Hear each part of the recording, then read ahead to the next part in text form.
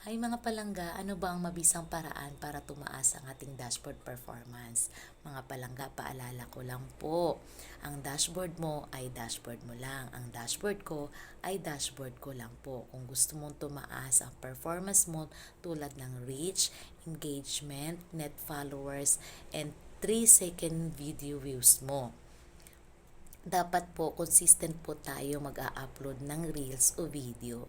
Pangalawa po, para madadagdagan ang reach mo, mag-upload ka po ng longer video. The longer video, the better.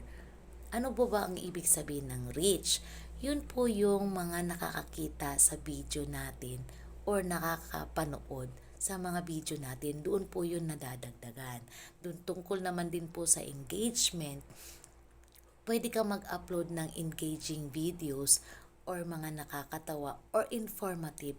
Doon po dadami ang inyong ah, doon po dadami ang magla-like, magko-comment, maaring i-share din nila yung video na yun. Yun na yung nakikipag-interact na po sila sa iyo. Tataas po yung engagement mo doon sa dashboard mo.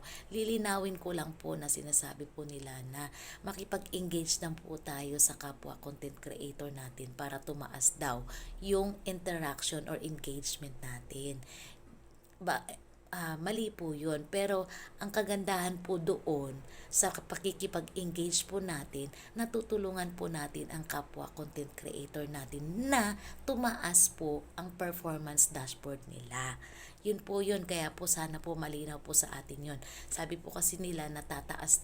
Kahit ako po in my own experience po na kahit anong interact ko po sa kapwa content creator ko, hindi po talaga tumataas. Naka-red pa rin pala po yun. Dahil po siguro sa mga videos ko na hindi po masyadong engaging. Kaya po mga kapalangga, mag-upload po tayo ng mga videong informative, nakakatawa, nakaka-engage yung mga kapwa natin content creator, mag-i-stay sila doon sa video mo dahil nga natutuwa sila or naaaliw po sila.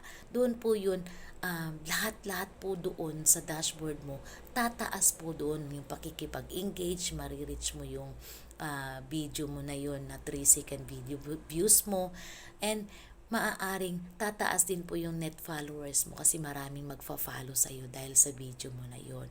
Nawa po malinaw sa ating lahat na ang dashboard mo ay dashboard mo.